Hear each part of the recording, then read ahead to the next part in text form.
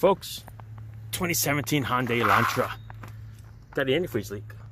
See it on the ground? See where it is.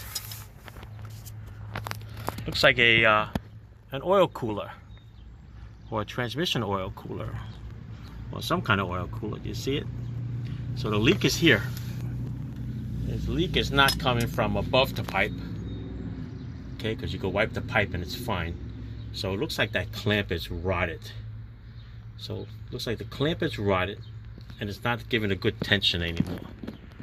Alright, so to get this car on the road until I find that hose, I am going to remove that clamp, cut the hose so it's a fresh piece that you clamp on, slide it back up and put a nice little worm clamp in there.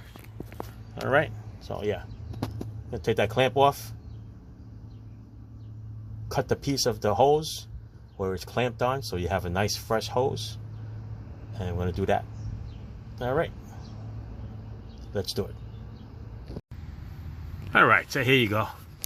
So I cut the bad part off, put a new clamp on it, cleaned it all up, and we are good to go. Alright, it's going to be a weird hose to find, but this is good. This should hold. Alright, thanks for watching.